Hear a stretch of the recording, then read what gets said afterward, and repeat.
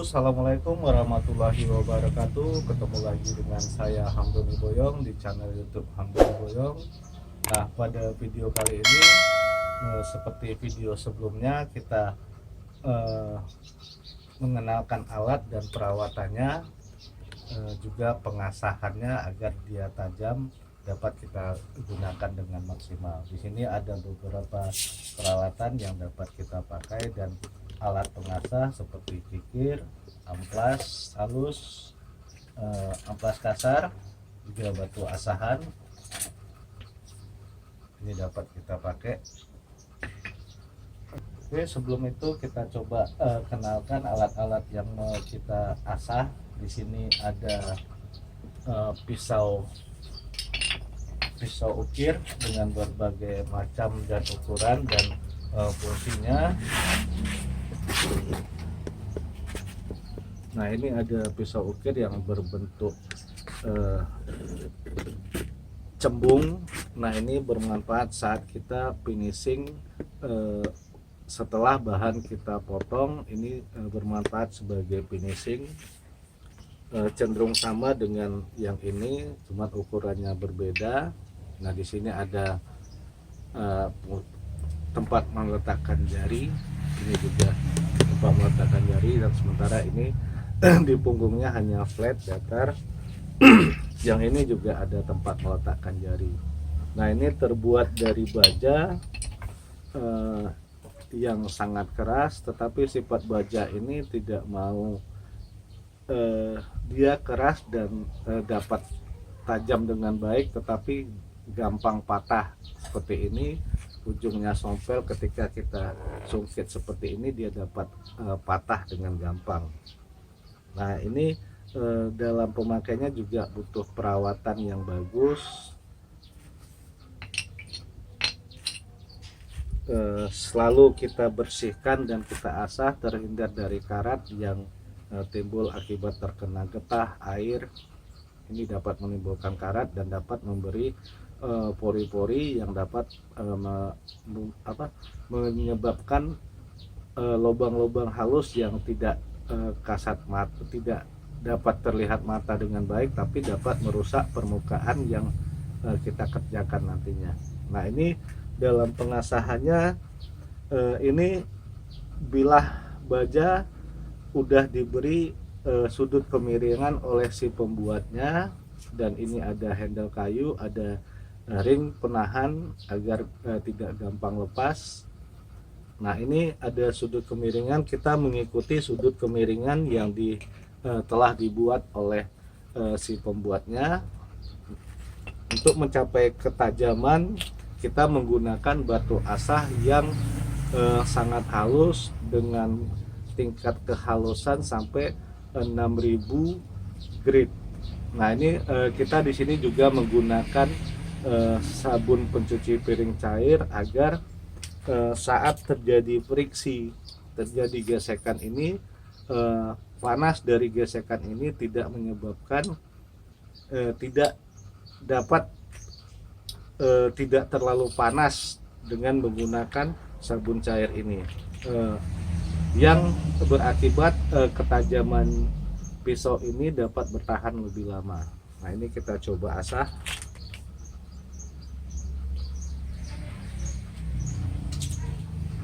Nah, mengasahnya juga ke arah tajamnya pisau.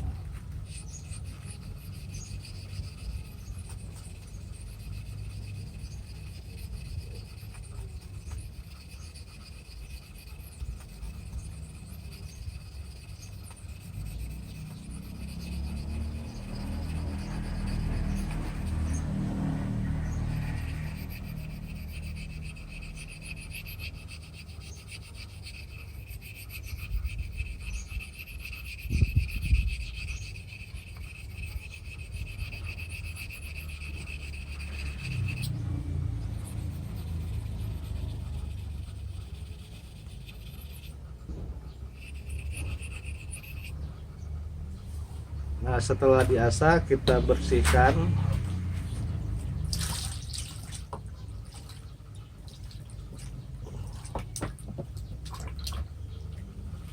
dengan menggunakan air. Nah, di ujung pengasahan kita dapat membersihkan bram-bram sisa gesekan tadi dengan mengarahkan berlawanan dengan arah saat mengasah tadi. Jadi kita dapat membersihkan sisa-sisa gesekan dari bilah pisau dan batu asah, karena akan mengeluarkan bram saat melakukan gesekan. Nah, kita dapat bersihkan seperti ini. Nah, ini dapat kita aplikasikan kepada bahan bonsai yang akan kita lakukan finishing. Misalnya ini akan kita bulatkan, ini dapat kita lakukan. Nah, ini juga ada handle, di sini ada punggung yang tidak tajam. Kita dapat memposisikan jempol kita seperti ini. Jadi ada tekanan dari jempol kiri kita. Nah, ini kita dapat membuat cembungan pada bahan bonsai yang kita kerjakan sebelum ditutup dengan salap kambium. Nah, ini kira-kira fungsinya sama. Ini agak berbeda, ada permukaan yang tajam yang lengkung dan punggung yang lengkung ke dalam, ini lengkung ke dalam, ini lengkung ke dalam. Nah, ini juga pengasahannya sama, menggunakan ini cairan sabun dan untuk menghambat panasnya gesekan antara baja pisau dan batu asahan. Juga arahnya ke arah sisi tajam.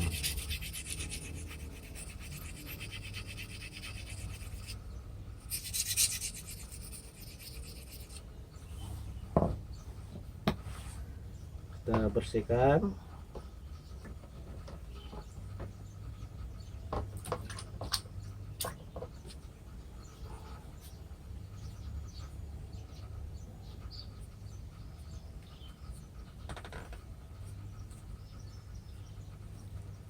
Nah, ini juga dapat kita aplikasikan untuk membuat posisi cembung pada bekas potongan untuk merapikan sebagai pekerjaan finishing sebelum kita lakukan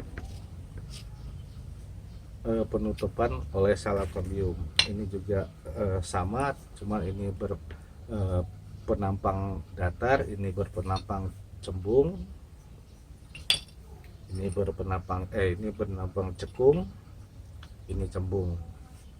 Dan ini mungkin dapat kita gunakan untuk membeset atau menderes, dia seperti pengait. Oke, masuk kita ke pahat sorong. Ini pahat ukir yang tidak dipukul penggunanya, tetapi disorong seperti ini. Dia mempunyai bilah pisau dan mempunyai handle. Di sini ada 5 bentuk. Yang pertama permukaan menyerong, menyamping. Ini dapat kita aplikasikan sama seperti tadi, seperti ini. Pengasahannya juga sama, di posisi yang tajam, mengarah ke posisi tajam dengan kemiringan ada bekas buatan pabrik sekitar 15 derajat. Melakukan pengasahan seperti ini.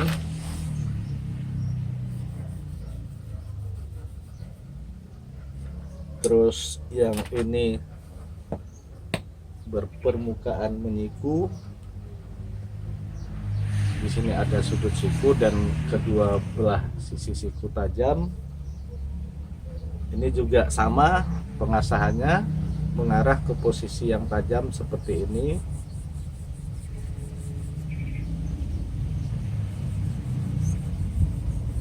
Nah, ini juga dapat kita gunakan untuk membeset bahan bonsai kita, memberi alur, memberi kesan tua. Ini dapat kita gunakan seperti ini. Terus yang ketiga berpermukaan datar, ini juga dapat digunakan membuat cerukan. Teknis mengasah juga sama, mengarah ke depan ke posisi tajam tekanannya. Terus penggunaan juga dapat kita lakukan, membersihkan hal-hal seperti ini pada akar yang belum bersih dan tidak terjangkau oleh pemotong-pemotong lain. Ini kita dapat gunakan seperti ini.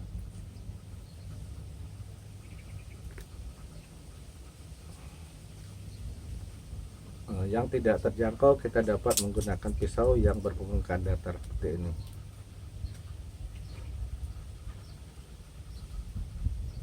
Terus ini ada dua pisau yang sama berpermukaan cembung, dan ini juga hanya berbeda ukuran.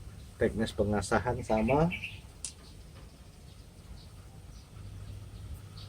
mengarah ke depan ke arah yang tajam dan mengikuti bulatnya punggungan yang ada. Penggunaan juga sama, memberi lubang cembung seperti ini. Nah, perawatan juga sama, dimasukkan dibersihkan dengan anti karat atau oli, bisa juga menggunakan minyak goreng agar terhindar dari karat-karat yang dapat memberikan pori-pori yang dapat memberi lubang saat kita mengaplikasikannya, tidak bisa bersih ketajamannya nantinya.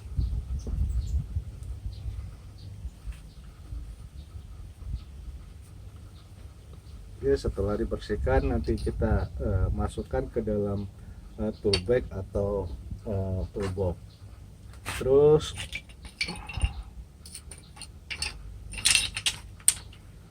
masuk kita, ini ada pisau ukir berpenampang miring. Fungsinya sama sebagai finishing atau sebagai pengukir, dan ini juga pengaplikasiannya pengasahannya sama. Ini ada dua sisi tajam, dua sisi pengasahan dengan sudut yang udah disediakan oleh pabrikan. Ini mengarah begini ke arah sisi tajam, juga sebaliknya.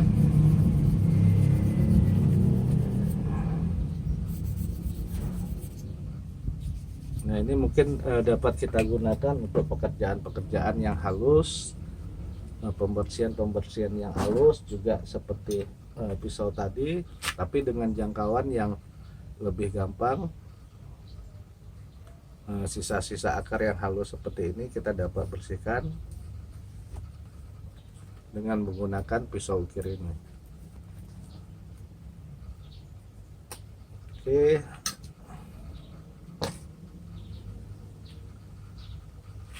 Lanjut kita masuk, ini ada mata yang bisa dibongkar pasang.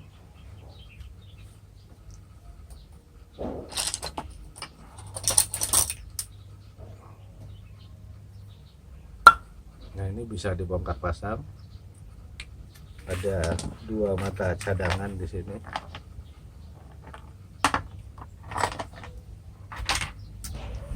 Terus masuk kita ke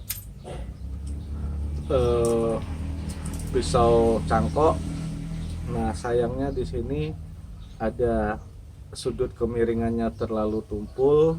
Nah, ini sebaiknya kita menggunakan batu asah yang lebih kasar dulu untuk merubah sudut kemiringannya. Tetap dikasih ini ya, dan ini bisa berlangsung lama untuk merubah sudut kemiringan. Dan ini fungsinya kita aplikasikan untuk mengupas kulit saat kita melakukan penyangkokan. Nah, ini bisa dipakai untuk mengupas kulit.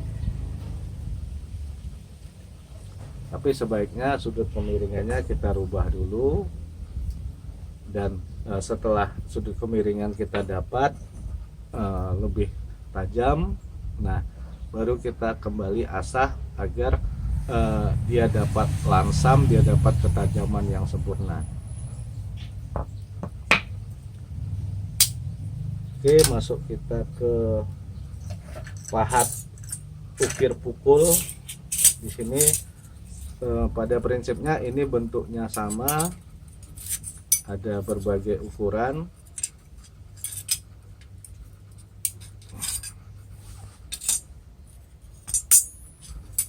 Nah, teknis di sini juga ada semacam kuku berbentuk cembung dan cekung. Ini yang kita lakukan pengasahan. Kita coba melakukan pengasahan. Nah, di sini kita mengasah di posisi cembungnya. Ini tetap dengan dorongan ke arah yang tajam, penekanan ke arah yang tajam.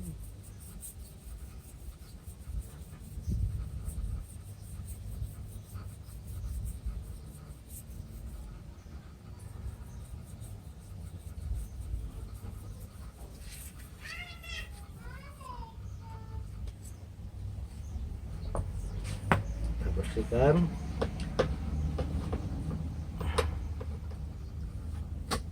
Nah, ini dapat kita aplikasikan dengan cara memukul, dengan palu atau godam yang terbuat dari kayu. Ini dapat kita lakukan dengan cara memukul seperti ini, membuat lubang, membuat cerukan, atau membuang sisa-sisa potongan.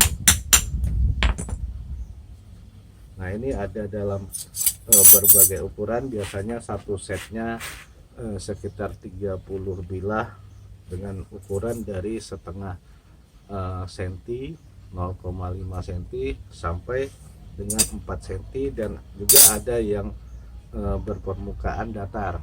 Ini kebetulan yang kuku. Dan juga di bagian ini sebaiknya kita lakukan perawatan agar tidak menimbulkan karat yang dapat memberi pori dan lubang-lubang halus yang tidak dapat kita lihat dengan baik. Nah, di posisi bilah ini sebaiknya kita membersihkan karat-karat ini dengan mengasah agar tidak terjadi lubang-lubang halus, pori-pori yang dapat merusak ketajaman pahat kita nantinya.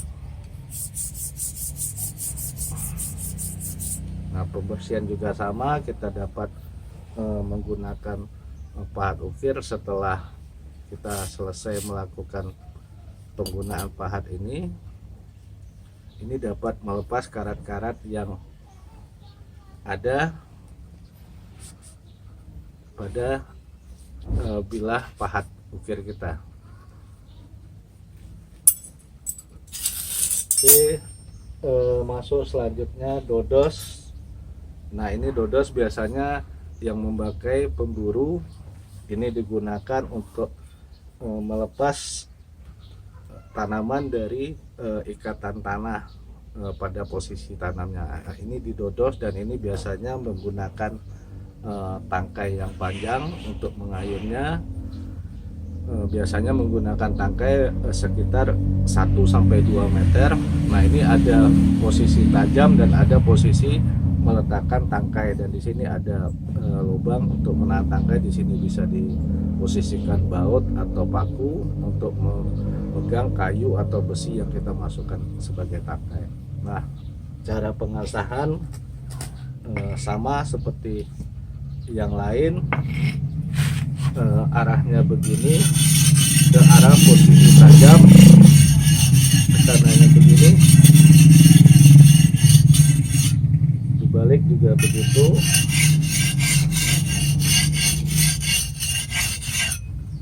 Terus ini juga sebaiknya di bagian badan selalu kita bersihkan dengan menggunakan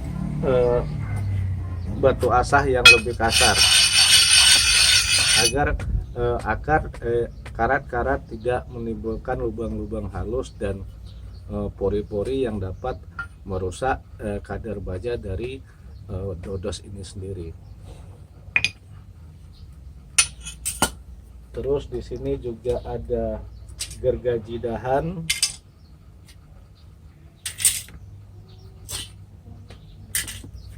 Nah ini mungkin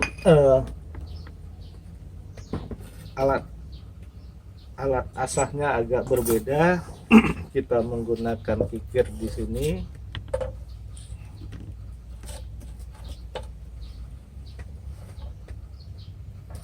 Menggunakan kikir segitiga, kita sesuaikan ukuran kikir kita dengan mata gergaji yang akan kita asah.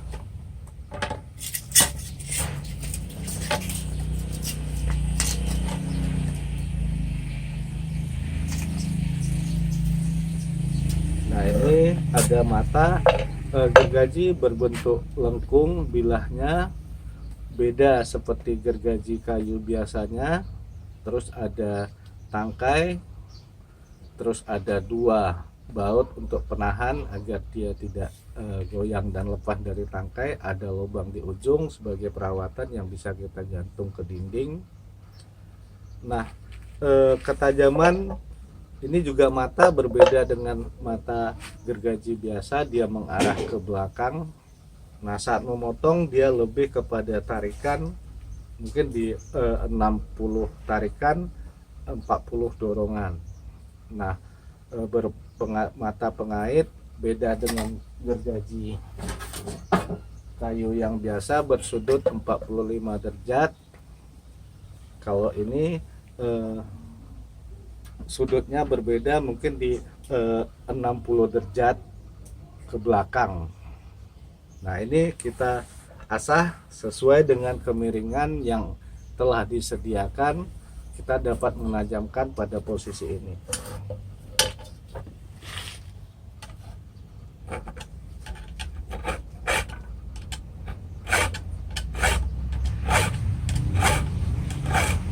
Terus setiap mata kita ambil sebelah dulu,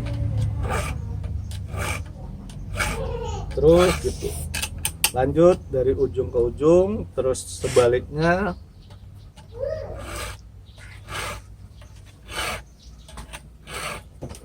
Nah setelah selesai pengasahan mata keseluruhan, sebaiknya bilah ini kita bersihkan dengan amplas yang kasar yang ada dijual di toko material. Nah ini kita bersihkan dari karat-karat yang menempel.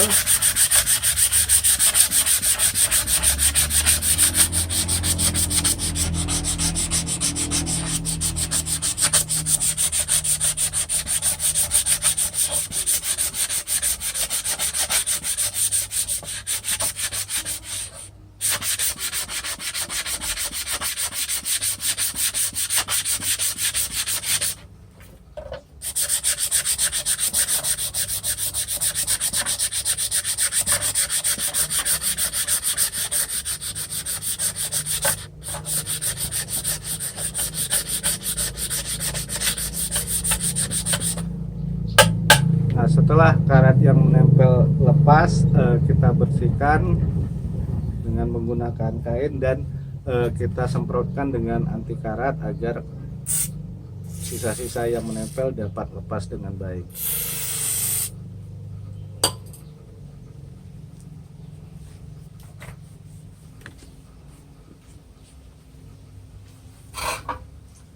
Nah ini dapat kita gunakan buat memotong dahan-dahan yang ukurannya lebih besar. Untuk yang kecil kita dapat menggunakan yang kecil.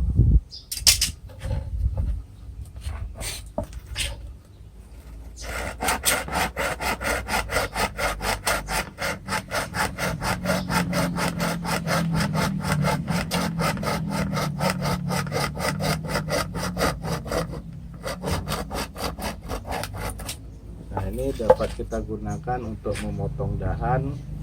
Juga di pasarannya tersedia berbagai ukuran. Nah, kita udah coba melakukan pengasahan dan perawatan dari karat-karat yang ada. Terus ini kuas untuk melakukan penguasan saat pengolesan fungisida ketika setelah dibersihkan dari kotoran, debu dan jamur-jamur yang menempel. Kita melakukan penguasan dengan fungisida. Terus di sini juga ada martil biasa berfungsi sebagai pemukul. Terus ada kawat untuk wiring ya, untuk mengarahkan dan memberi gerak pada batang tunas. Di sini ada potlot peniti yang saya bikin sendiri. Ini juga kita dapat menajamkannya dengan menggunakan batu asah. Nah, di sini ini saya manfaatkan untuk memberi kesan tua, untuk memberi lubang-lubang kecil yang nanti sehat, tumbuh kembali dan dilubangi lagi berulang-ulang, sehingga memberikan tekstur yang berbeda pada kulit, yang memberikan kesan tua seperti kulit buaya nantinya. Terus di sini ada amplas halus yang juga kita dapat aplikasikan untuk mengasah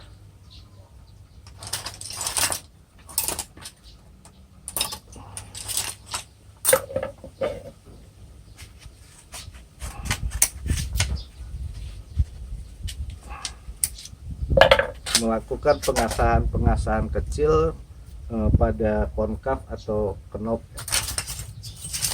Nah, ketika mungkin kita dapat melakukan pengasahan kecil, ini dapat kita lakukan dengan amplas halus di posisi ini.